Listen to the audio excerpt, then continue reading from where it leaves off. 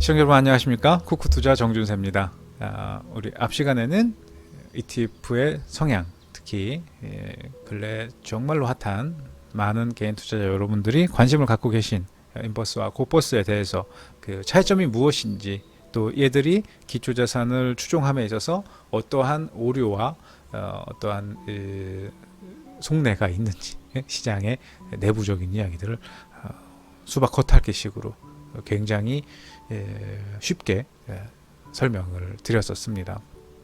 이제 그런 차이를 갖고 있는 인버스와 고버스를 이제부터는 어떻게 운용을 해야 하고, 지금 이 두 종목에 물려 있는 개인들은 어떻게 탈출을 하고 또 어떻게 차익을 할 수 있을지, 그 부분도 이번 시간에 한번 짚어보도록 하겠습니다. 먼저 이거 한번 여쭤보고 싶어요. 인버스를 왜 매수하셨죠? 인버스를 매수하신 이유. 물론 저도 저희 가족분들도 포트에는 기본적인 물량을 포함하고 있기 때문에 제가 이제 매수하라고 하니까 매수를 하셨겠지만, 그 외에 지금 너무 많은 개인들이 이 인버스와 고버스를 많이 포트에 담아두고 있는데 어떠한 연유에 의해서 그 종목들을 보유하고 계시냐란 말이죠. 혹시 제가 말씀드리는 내용들이 본인들이 매수하신 이유에 포함되는지 한번 체크를 해보시겠습니까? 코로나가 창궐을 해서 앞으로 경기가 안 좋아질 것이다. 둘째, 실물 경기는 정말로 개차반인데 어떻게 지수가 이렇게 슈팅을 치면서 올라올 수 있느냐. 결국 내려가게 될 것이다. 셋째, 국제 정세가 원만치 않은데 이 글로벌 금융 네트워크 시대에 우리나라가 갖고 있는 입지가 좋지 않아 보이는구만. 어떻게 이렇게 지수가 올라올 수 있겠느냐. 결국 내려가지 않겠느냐. 셋 다 비슷한 맥락이지만 접근 각도에 따라서 조금은 다른 이야기들이에요. 혹시 포함되어 있나요? 이런 부분들이?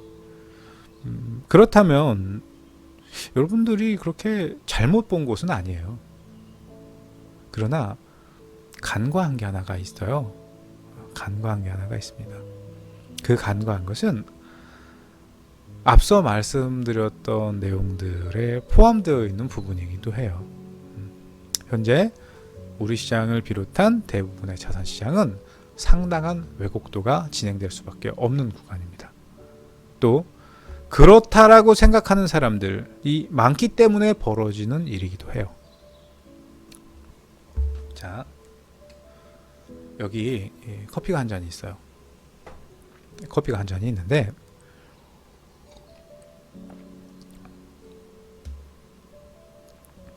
이 커피를 마시는 사람들이 모두가 다 이 커피를 맛있다고 할 수는 없어요. 만약에 정말 특정 애호가가 좋아하는 커피라고 하면은 어쩌면 대중에게는 좀 맞지 않는 커피가 될 수도 있거든요.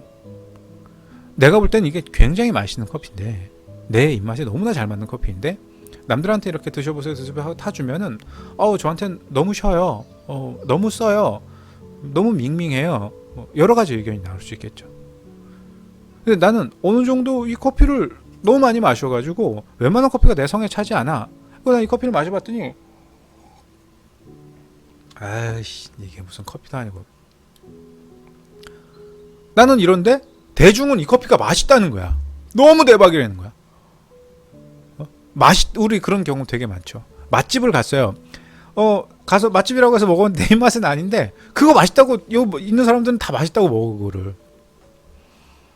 바로 그거예요. 지금 시장이 갖고 있는 가장 큰 결함 중에 하나가 바로 그 부분입니다. 이거는 제 차차 또 설명을 드리겠지만 장중 시황과 관련된 내용들 차차 올려드렸던 것들을 꾸준히 보시면 앞으로 좀 쉽게 이해하실 수 있을 건데, 간략하게 짚어보면 인플레가 진행이 되죠. 앞으로 더 진행이 될 수 있겠죠.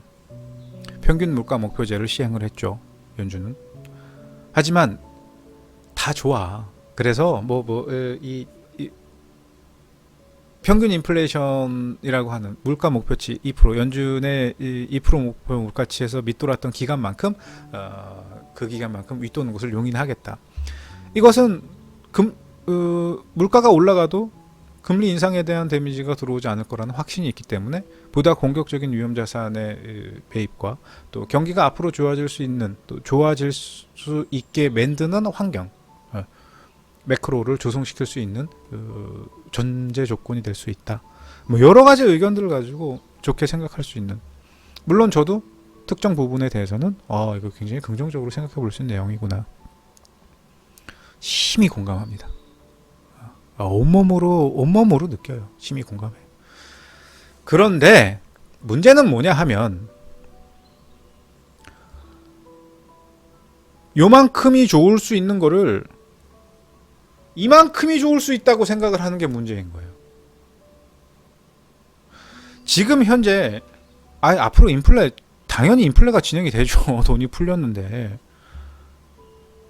연준이 이야기한 것은 평균 물가 목표제의 공식과 관련된 부분은 공개하지 않겠다. 그러나 2%를 기준으로 대칭적인 인플레이션의 특정 수치와 기간만큼을 용인할 수 있다라는 건데, 그게 요 수치에서 이렇게 왔다 가는 수준을 이미 이만큼까지 올라갈 거라고 생각을 하는 거예요.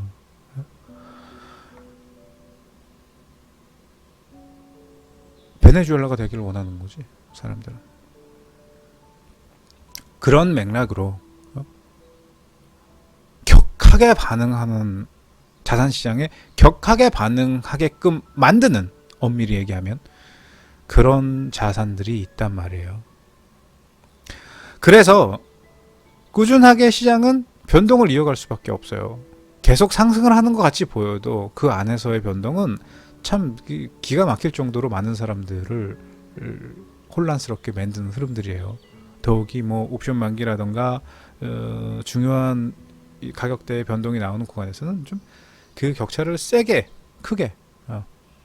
크게 두고 변동을 잡음으로 인해서 종목이야 한번 내려갔다 기다리면 꾹 참으면 올라오고, 또 내려가는 속도 완만하게 잡아서 피곤하게 만들면 별로 체감하지 못하는 흐름이라고 볼 수 있겠지만, 지수, 환율, 주요 상품 자산 이런 거 갖고 뒤흔들 때는 정말 피곤한 흐름들이 많이 나오죠.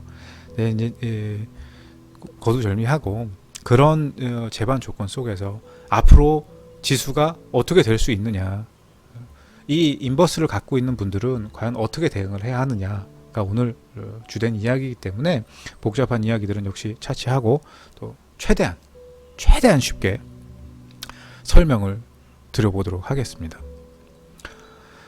화면을 좀 보고 설명을 드릴게요. 우리 앞선 시간에 무슨 이야기를 했죠? 인버스는 무엇을 추종한다? 코스피 200을 추종한다. 고버스는 무엇을 추종한다? 그렇게 코스피 200을 추종하는 인버스를 추종을 하고 선물에 대한 기초자산의 비율이 인버스보다 높다. 그래서 선물 인버스 더블이다 라고 표현을 한단 말이죠. 그럼 지수가, 간단하게 생각하면 지수가 1% 움직이면 인버스는 2배 수익이 나겠구나, 고버스는 이렇게 생각을 할 수 있겠지만 그게 아니다. 왜? 지수가, 코스피 200 지수가 종합주가 지수, 코스피 지수의 흐름에 빗대서 더 많이 움직이는 날이 분명히 나옵니다. 코스피 지수가 1%밖에 안 움직이고 있지만 코스피 200 지수는 1.5%, 2%까지 순간적으로 격차를 보이는 구간이 나올 수도 있어요. 그런 구간에서 고버스는 딱총이 끊겨버리는 수가 있다. 그런 구간에서 오히려 큰 수익을 볼 수 있는 혜택이 주어질 수도 있다. 그래서 고버스는 그런 흐름들을 활용해서 단기적으로 활용하는데 유리한 ETF다. 인버스는 그거보다는 변동성이 크지 않기 때문에 조금 적절한 비중으로 스윙 개념으로 가져가 보기 적절한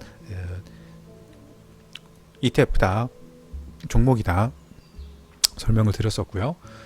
둘의 공통 분모는 코스피 200 지수를 추종한다. 그럼 코스피 200 지수가 앞으로 올라갈 수 있느냐 내려갈 수 있느냐를 보면 되겠네요. 그죠? 코스피 200 지수가 앞으로 올라갈 수 있느냐 내려갈 수 있느냐를 본다고 하면, 이것만 보면 되는 거라고 하면 코스피 200 지수에 선행하는 코스피 200 선물을 조금 깊이 있게 볼 필요성이 있겠군요. 그쵸? 그럼 코스피 200 지수와 코스피 200 선물 지수, 그러니까 대한민국 선물 지수, 선물 수치를 두고 앞으로 상승을 한다, 내려간다를 체크를 해보면 인버스를 어떤 지점에서 추가를 해서 어떤 지점에서 청산을 하면 되느냐라는 것에 대한 답도 쉽게 도출해낼 수 있겠네요. 그렇죠? 선물을 어렵게 생각하지 마세요. 우리 지난 시간에 배웠잖아요. 코스피 200이라고 하는 수치는 종합주가지수에서 중요한 200여 개 종목군들의 합이다. 그 200여 개 종목이 앞으로 올라가냐 내려가냐, 그 200개 종목을 모아둔 이 코스피 200 지수가 올라가냐 내려가냐, 이것이 올라가고 내려갈 수 있는 전제 조건은 뭐 여러 가지가 있겠죠. 유입되는 자산이 있다, 우리나라를 매수해야 될 조건이 있다, 원화를 대신해서 주가와 지수를 매수해야 할 이유가 있다, 혹은 반대로 나갈 이유가 있다, 기타 등등 여러 가지 요인들이 있겠지만 어쨌든 거두절미하고 코스피 200이 올라가고 내려가는 것만 보면 되는 거 아니에요. 근데 코스피 200이 올라가고 내려가는 걸 보려면 이것이 코스피 200 지수가 앞으로 어떻게 움직일 것이다 라는 것에 베팅되어 있는 선물 지수의 흐름을 봐야 되겠네요. 선물이 상승을 할 수 있는 조건과 내려갈 수 있는 조건, 선물이 올라갈 때 해칭을 해야 되는 옵션의 구조들, 이거를 다 여러분들이 이해할 필요는 없어요. 물론 우리가 장중에 매매할 때는 선물과 옵션을 그렇게 매매를 하지만 지금 그거 얘기하고자 하는 게 아니에요. 중요한 것은 앞으로 선물이 어떻게 움직일 수 있느냐, 요걸 갖고 인버스가 상승을 할 수 있느냐 아니면 어디서 추가를 해야 되느냐, 도망을 가야 되느냐를 논해보자라는 거예요. 그러니까 어려울 수 있지만 어렵게 생각하지 않으면 굉장히 쉬운 얘기니까 깨어있는 오픈 마인드로 한번 들어봐 주시기 바랍니다. 금요일 종가 기준으로 312.95에서 마무리가 됐어요. 선물이 일봉입니다. 선물의 일봉인데요. 그냥 제가 간단하게 지수가 들어와야 되는 몇몇 주요 구간에 대해서 여러분들한테 설명을 드리도록 할게요. 일단 선물이라고 하는 거는요, 저는 사실 종목 매매도 오래 했었고 MBN이나 뭐 하이리치나 뭐 팍스에 있을 때는 거의 이 현물 시장에서 여러분들이 잘 알고 있는 그런 전문가로 활동을 했었지만 지금도 검색을 하면 나오는 사람입니다만, 사실 개인적으로는 선물도 좀 오랫동안 매매를 했었어요. 그래서 선물 옵션 시장에서 큰 수익을 내기도 했었고 큰 손실을 내기도 했었어요. 그래서 저는 지금 선물로 대성을 했습니다 라고 얘기를 못해요. 왜냐하면 그만큼 많이 잃었기 때문입니다. 근데 그만큼 많이 벌었던 때가 있었고 그만큼 많이 잃었던 때가 있었고 벌고 잃고 벌고 잃고를 반복해 가면서 점점 무언가를 누적해 나가고 있어요. 그런데 이 선물이라고 하는 것은 사실상 그렇게 리스키하고 위험하고 무서워할 만한 그런 것들이 아니라는 거예요. 접근하기 어려운 내용들이 많이 있어서 그렇지 어떻게 보면 그렇게 어렵게만 접근할 매매 대상은 아니에요. 그래서 항상 이 이야기를 하면은 사람들이 거부거 반응을 먼저 보이고 시작을 하는데 그럴 필요가 전혀 없어요. 그러니까 또 하나는 시장이 움직인다. 예를 들어 어떤 재료가 있다고 해봐요.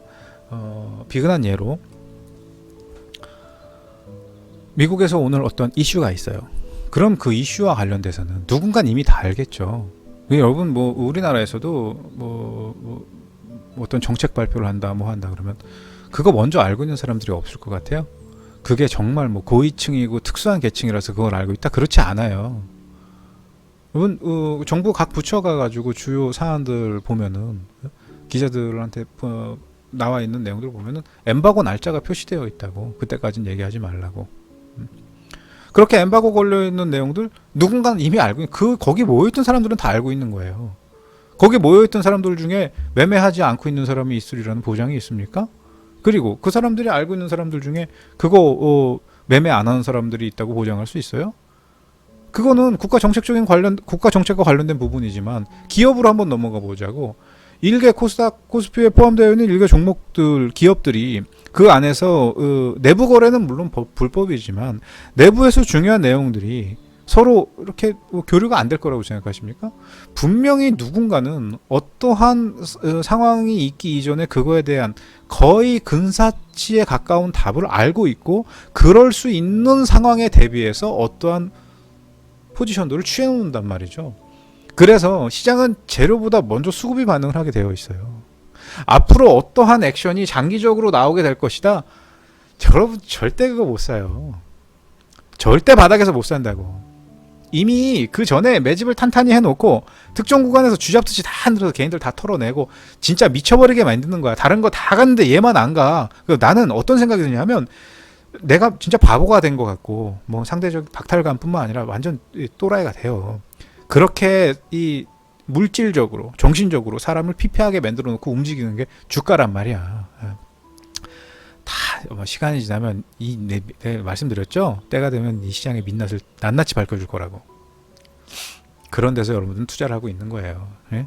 장이 좋으니까 수익 내는 사람들이 많은 거지, 지금 장이 좋아서 수익 내고 있는 거 본인의 실력으로 착각하지 마세요. 운때가 좋아서 수익을 많이 내고 그 시기에, 좋았던 시기에 어마어마한 수익을 세이브하고 이후에 잃지 않았던 사람들이 슈퍼리치라는 타이틀을 유지하고 있는 거지. 장이 안 좋으면 말짱 도로 무게요. 예전에 먹혔던 스킬, 기술 같은 거 지금 안 먹힌다고. 예? 그건 나중에 또 알려드릴게요. 오늘은 그 얘기 하는 게 아니니까. 근데 뭐를 제가 말씀드리고자 하는 거냐면, 선물이라고 하는 것은 분명히 어떠한 흐름이 나가기 전에 누군가는 특정 포지션과 수치를 타겟팅으로 수급을 짜놓는다라는 거죠. 그래서 때로는 네이키드로 노골적으로 그 포지션들을 노출시키면서 갈 때가 있지만, 절대로 눈치채지 못하게 복봉문의 형식으로 수급들을 꽁꽁 숨겨놓고 수치를 왜곡시키고 아닌 척 신용을 하고, 뭐 가야 될 자리에서 안 가고 뻗대기고 뭐 누르고 별짓거리를 다 하다가 나중에 결과적으로 자신들이 봐야 할 수치까지 끌어올린다거나 끌어내리는 흐름들이 나오는 이유가 거기에 기인하는 거예요. 제가 좀 며칠 바쁘고 영상 만들어 놓은 것들을 많이 올려드리지 못하고 그랬는데, 이게 지금 일봉이거든요. 요 구간에서 우리가 매매했었던 흔적들이 있어요. 사실 요런 구간에서는 저희도 좀 물리고 뭐 수익도 보고 뭐 여러 가지 그 이슈들이 있었는데, 분명 시장이 움직이고자 하는 흐름에는 목표라는 게 정해져 있어요. 움직이는 진폭이라고 하는 것도 정해져 있어요. 그래서 특정 범주의 진폭 안에서 흐름들을 만들어 가려고 노력을 하고, 때로는 그 진폭을 넘나드는 흐름이 나갈 때도 있지만, 결국 넘나드는 흐름이 나갔을 때는 정상적인 구간까지 회귀를 하고 다시 흐름을 잡고 그 이후에 방향을 타진하는 이런 흐름들이 자주 나온단 말이죠. 참 이게 얘기하다 보니까 점점 어려운 얘기가 나가는 것 같아서 좀 우려스러운데, 본격적인 내용들로 이어가 보도록 하겠습니다. 결국 지수가 움직이기 이전에 수급은 맞춰져 있고, 맞춰진 수급대로 움직이려 하는 힘이 있다, 이렇게 설명을 드렸죠. 앞으로 그럼 지수가 올라갈 수 있는 힘이 만들어져 있느냐, 내려갈 수 있는 힘이 만들어져 있느냐 라는 것을 생각해 보면은 답이 나오겠네요. 그렇죠? 답만 말씀드릴게요. 지수는 앞으로 300을 깨고 290 중반대까지 내려가야 되는 전제 조건을 형성하고 있습니다. 참, 이렇게 얘기했는데 이렇게 안 가면은, 그 수치를 안 가면은 참 또 모양 많이 빠지는 거잖아요. 그쵸? 근데 가게 되어 있어요. 상방 슈팅을 주고 돌아서 내려가든 다음 주부터 다이렉트로 치고 내려가든 가게 되어 있어요. 299대와 297을 봐야 되는 전제 조건을 형성을 하고 있어요. 299대와 297, 그래서 사실 그 미만에도 가야 할 자리들이 잡혀 있지만 순차적인 흐름이 좀 될 거예요. 그래서 선물이 급격한 속도를 내고 들어갈 수 있는 전제 조건, 그러니까 우리가 속도값이라고도 표현을 하는데, 어떤 속도값을 보일 수 있는 전제가 있다고 하면 뭐 더할 나위 없이 고버스를 갖고 계신 분들이나 또 신규로 인버스를 보려고 하시는 분들은 더없이 즐거운 재밌는 그런 흐름들이 나올 수 있겠지만, 지금은 아직 그런 속도를 발현하기 위해서는 몇 가지 전제를 좀 채워줘야지 돼요. 그래서 그러니까 오늘이 지금 8월 30일 일요일인데, 월요일장 장이 시작이 되고 나면, 내일 장이죠. 장이 시작하고 나면은 살짝 이 314대 위로 흐름을 한번 주고, 화면을 보면서 설명드릴게요. 살짝 314.25 위로 흐름을 한번 주고, 초과값으로 316대 초반까지 흐름 한번 볼 수 있어요. 그런데 이거는 확정적인 흐름이 아니에요. 그러니까 선물 수치에는 무조건 봐야 되는 의무값이 있고요. 그 의무값이 한번 만들어지게 되면 무조건 봐야 돼요. 그거는. 그러니까 지금 보러 갈 수도 있고, 돌아서 갈 수도 있고, 뭐 흔들다가 갈 수도 있고, 여러 경위를 거쳐서 갈 수 있지만, 어떤 확정값이, 의무값이 나오게 되면은 그 수치를 타겟으로 하고 있는 집단들이 있기 때문에, 거기를 목표로 하고 있는 수급이 구성되어 있기 때문에 어떤 경위를 통해서든 보러 가려고 하는 성향을 보여요. 대신 그걸 빨리 가느냐 혹은 천천히 가느냐, 이걸 조율하기 위해서 몇 가지 전제들이 나오죠. 다음 주 초반에는 위로 살짝 끌어올렸다가 내려온 흐름이냐, 아니면 바로 들어가는 흐름이냐, 요거를 결정짓기 위한 초도 진폭이 지금 만들어지게 될 거예요. 그래서 저는 지금 인버스나 고버스를 보시는 분들이 우리가 선물을 대응하듯이, 또 옵션을 대응하듯이 타이트하게 사고 팔고, 또 긴밀한 수치들을 염두에 두고 대응을 하고, 그거는 좀 비추해요. 그건 좀 비추고, 고버스 정도는 그냥 당일의 지수 상사점에서 뭐 미들값이나 하사점까지 단기로 보고 내려온다거나 뭐 이런 것들이 유효하지만, 인버스는 일진폭이 선물로 뭐 한 4%, 5% 나온다고 가정했을 때 인버스 수익률 뭐 1%도 나오기가 힘들어요. 알맹이 구간을 제대로 테이크한다고 해도 별로 그렇게 의미가 없겠죠. 그래서 향후 좀 깊은 수치까지 잡혀있는 목표가들이 있지만, 지수가 내려와야 할 여기를 들어가기 위한 제반 조건, 전제 조건들이 빠르게 이 흐름을 만들어 가지는 못하게 할 거예요. 또 그렇다고 해서 반대로 위로 계속 치고 올라가는 것도, 그것도 좀 어폐가 있어요, 지금 장에서는. 그래서 변동을 주는 구간, 저는 지금 45분 봉으로 지수를 보면은 지난주 나왔었던 이런 변동들 있잖아요. 이런 변동들의 일환으로 다음 주 초반, 그리고 다음 주 이후까지, 이번 우리 만기까지 지수가 돌아서 들어가든 어떻게든 바로 들어가든 301대와 299, 그다음에 297대의 수치를 봐야 하는데, 목표는 일단 나와 있잖아요. 그죠? 이게 이제부터 들어가겠구나 싶으면은, 또 가는 흐름이 나온다 싶으면 기존에 있었던 인버스 물량을 조율을 하기 시작하는 거죠. 물론 물타기가 가능하신 분들도 계시겠지만, 물타기를 할 수 없는 분들도 있으실 거 아니에요. 그죠?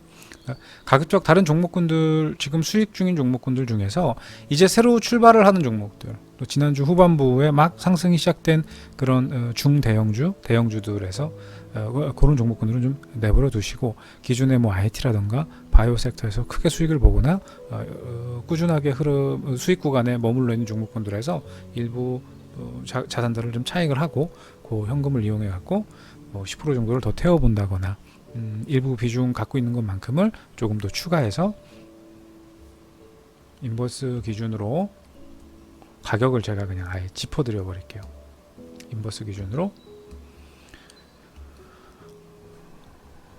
5,700원, 6,200원, 6,400원, 7,000원대까지 6,800원과 7,000원 구간인데, 일단 저기를 가기 이전에 우리가 봐야 할 첫 번째 고지가 5,700원 고지예요.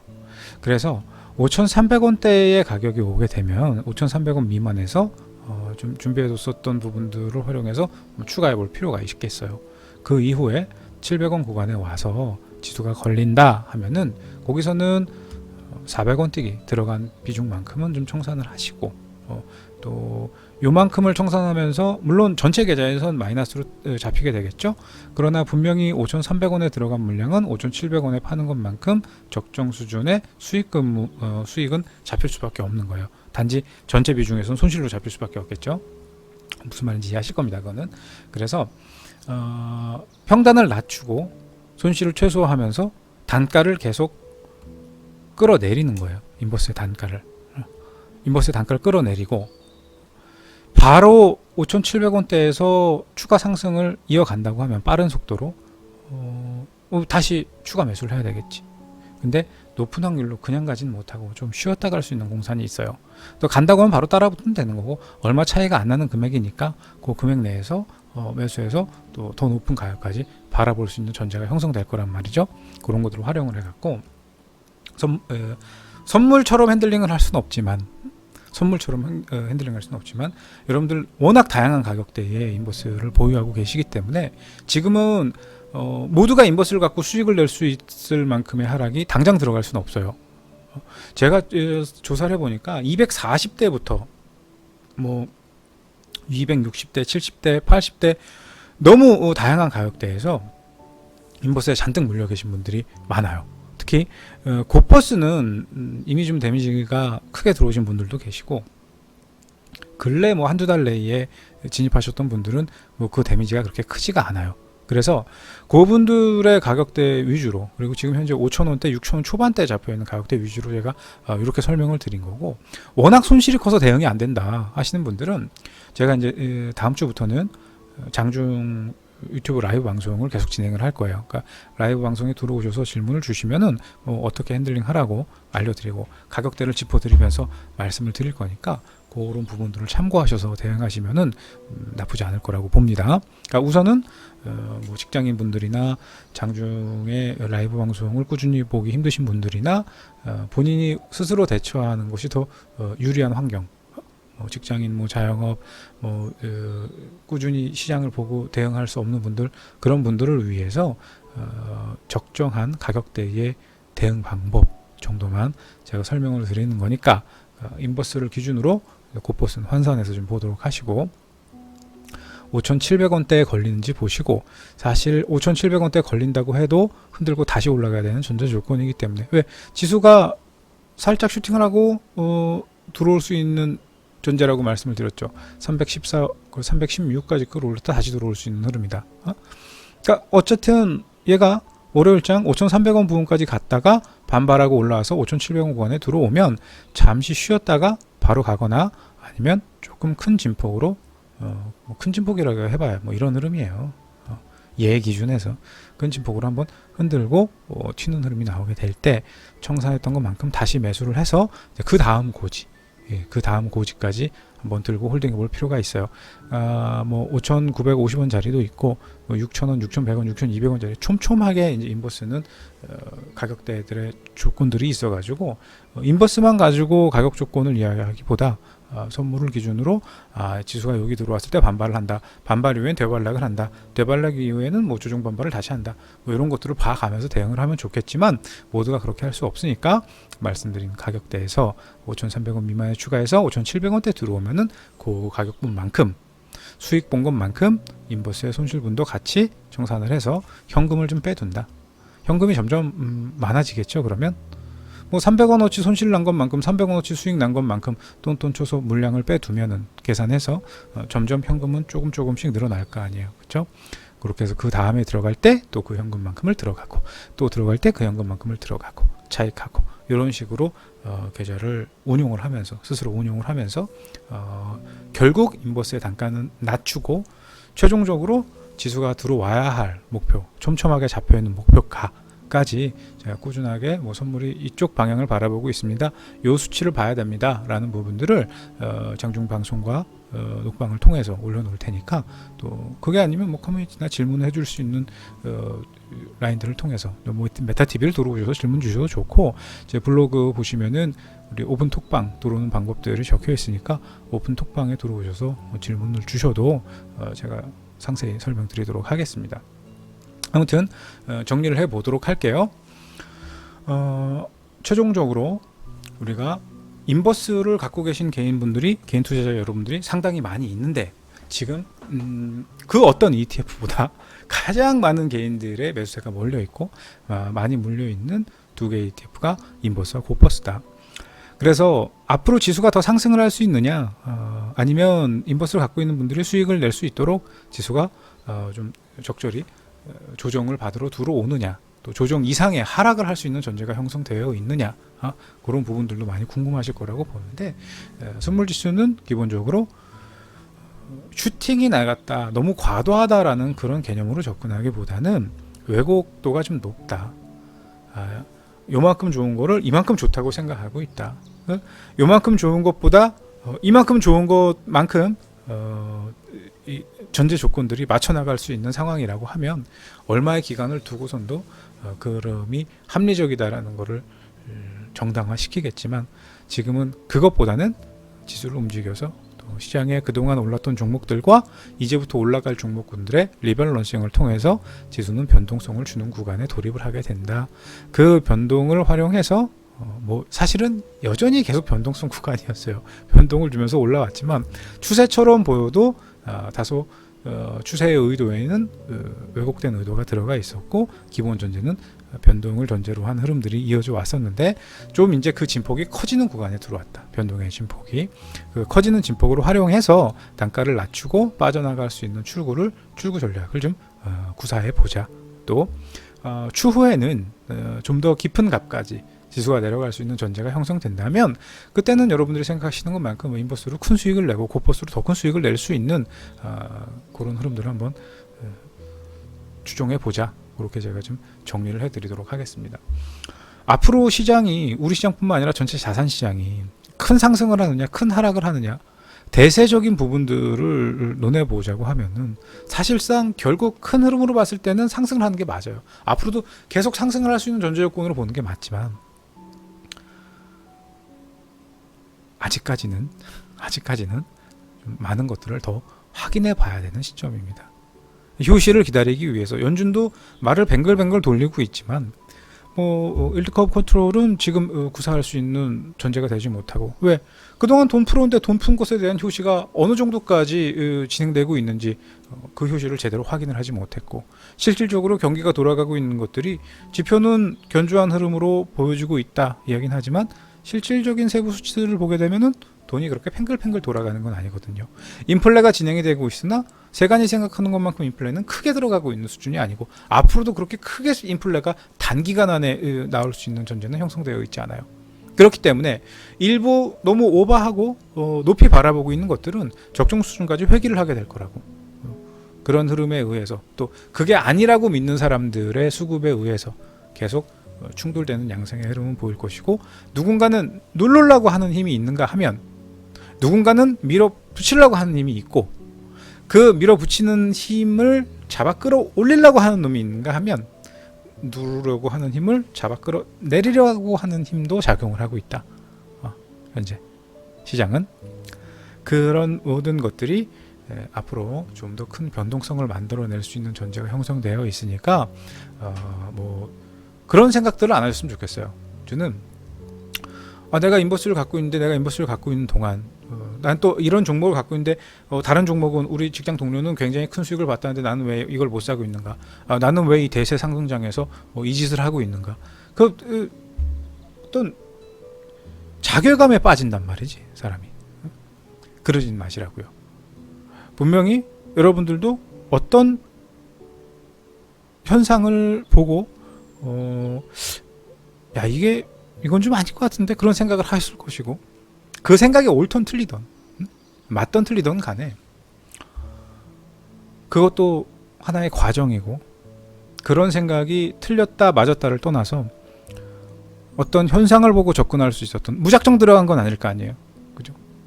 저는 어떤 현상을 인지하려 하고 그렇게 해서 분석을 하고 생각을 하려 하고, 어떻게 보면 좀 더 현실적인 생각을 갖고 있는 분들이에요. 여러분들이 실물 경기에 보다 가까운 밀접한 관계도를 갖고 있는 분들이 그런 분 쪽에서는 더 민감하게 생각을 했을 거라고 생각해요. 저는. 그러니까 자괴감은 갖지 마시고, 앞으로 대응에 있어서 제가 도와드릴 수 있는 부분들은 충분히 도와드리고, 돈 받을 생각 없으니까 언제든 질문해 주시고, 알려드리는 대로 그렇게 좀 핸들링을 해보시면은 좋은 결과 있을 거라고 생각을 하고요. 다음 주 전체 시장 흐름은 종목군들 간의 교차가 지난주보다 조금 더 타이트하게 나오게 될 거예요. 그동안 뭐 IT 종목군들이나 계속 수급이 들어갔었던 종목들에서 매집은 되어 있으나 시세가 나지 않았던, 그 뭐 중국과 관련돼서 무슨 내수 소비와 관련돼서 뭐 인플레와 관련돼서 뭐 필수 소비재와 관련돼서 뭐 기계 업종이나 자동차라던가 무슨 뭐 통신 업종이나 기타 등등 너무나 많은 섹터들이 광범위하게 크고 작은 주체들의 매집도가 포착이 됐었지만, 매집이 포착된 것만큼 큰 시세는 나지 않았거든요. 한 번씩은 다 큰 시세를 다 줘야 되는 전제가 형성되어 있어요. 그래서 대신 삼전이라던가 하이닉스가 다른 대형주들보다 비중이 크고, 그죠?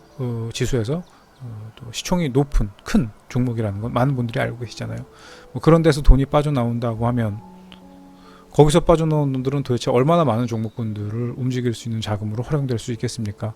반대로 그런 종목군들이 올라간다고 하면 그동안 그런 것들이 움직이고 대형주들이 움직였기 때문에 그 외에 중소형이라던가 조금 소외된 양상의 흐름을 보이는 종목들이 좀 많았던 거거든요. 물론 뭐 코스닥에서는 물불 안 가리고 매수하고 막 치고 올라가는 테마주라던가 뭐 급등주라던가 많이 나왔지만, 또 그렇게 급격하게 올라간 것만큼 조정도 가파르고 위에서 매수하신 분들은 데미지도 커질 수밖에 없는 그런 흐름들이 비일비재하게 연출이 됐었는데, 이제 좀 다음 주 넘어가면서부터는 이런 것들이 좀 조율이 되고, 또 공매도 제한과 관련돼서 새로운 정책들이 더 연장이 되고 뭐 보강이 되고 한다고 하니, 거기에 맞춰서 수급들도 또 새로운 이동을 할 준비를 하게 될 거라고 봅니다. 그러니까 그런 변동성 장세에서 여러분들이 그냥 방치만 해놓을 것이 아니라 어차피 선택한 인버스니까 적절한 대응을 통해서 가급적 손실 없이 조금 기간을 두고 한 번에 대응할 것이 아니라 여러 차례에 걸쳐서 대응하면서 수익으로 빠져나올 수 있는 출구 전략 한번 같이 구사해 보자, 그렇게 정리를 해드리고요. 1부에서 말씀드렸던 뭐 ETF의 특징, 2부에서 말씀드렸던 인버스가 갖고 있는 뭐 흐름, 앞으로 단기적인, 지수의 굉장히 단기적인 수치를 오늘 언급해 드린 거거든요. 좀 중장기적인 흐름이라고 하면은 사실 여러분 깜짝 놀랄 만한 이야기들이 너무 많이 있어서 수치를 제가 뭐 다 지금 여기서 말씀을 드리긴 곤란해요. 또 선물 보시는 분들은 그런 수치들을 통해서 장기 포지션을 짜버리기 때문에, 장기 포지션 짜고 그냥 들고 있으면 그게 바로 가는 게 아니에요. 선물이나 옵션 같은 경우는 흔들면서 이제 뭐 다음 주 다다음 주 되면 또 만기주에 관련된 이 효과들이 시장에 좀 들어오게 될 텐데, 그걸 갖고 있는 동안 손실 난단 말이에요. 그래서 그 큰 수치는 알고 있지만서도 중간중간 가면서 구간 제가 설명드리는 걸로 하고, 내일은 14, 16대, 다음 주는 14, 16대의 흐름을 찾고 하단으로 들어온다면 첫 번째 고지에서 어떤 흐름을 보이는지, 지금 311.75라는 수치가 좀 중요하거든요. 현재 311 차트를 보면요, 311.75라는 수치에 빨간 선이 그어져 있죠.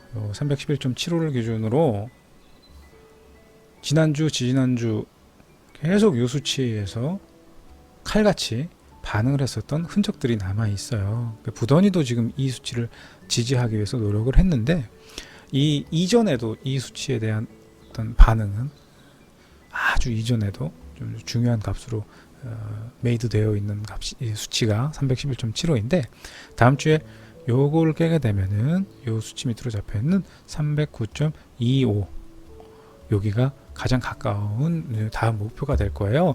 그리고 이제 309 밑으로는 307대 줄줄줄 해서 아까 말씀드렸던 다시 301.7 구간과 299, 297대의 구조까지. 적어도 거기까지만 본다고 해도 선물 기준으로 10%가 넘는 수치잖아요. 그렇죠? 거기를 어떤 과정으로 가느냐가 관건이니까, 빠르게 가느냐, 천천히 가느냐, 또 가면서도 어떤 흐름들을 짚으면서 가느냐, 뭐 그런 것들을 인지하셔서 제가 염두에 두시고 말이 꼬이네요. 장중에 말씀드린 수치들을 활용하셔가지고 흐름 잘 따라오시면은 좋은 결과 낼 수 있을 거라고 봐요. 물려 있다고 의기소침해하지 마시고요. 또 앞으로도 ETF 종목들은 비중을 그렇게 크게 가져가지 마세요.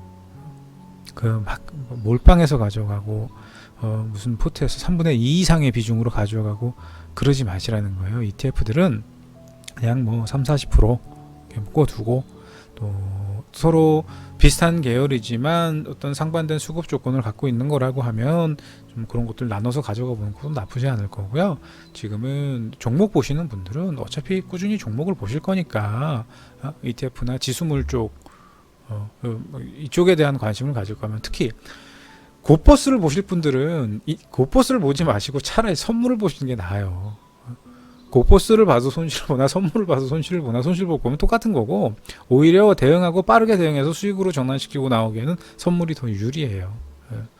그러니까 가급적 고버스보다는 인버스를 보시는 것이 나을 것이고 또 고버스를 활용한다면 변동이 좀 큰 구간에서는 고버스를 활용하는 게 유리하고 가급적 현물 종목들을 좋은 종목군들을 짧게 볼 수 있는 것과 길게 볼 수 있는 것들 나눠서 이렇게 분배해서 가져가면은 모두에게 좋은 결과가 있을 거라고 생각을 해요. 단 지금까지 봐왔던 것과는 다른 시각으로 시장을 좀 봐야 된다는 거 그런 부분만 인지해 두시고 앞으로 우리 유튜브에서 시장과 관련된 이야기 우리가 매매하는 장중 매매 그 외의 것들 자주 여러분들과 찾아뵈면서 소통하는 시간을 갖도록 할 테니까 좋은 정보들, 중요한 정보들 잘 여러분의 것으로 만들어 가시기 바라고요.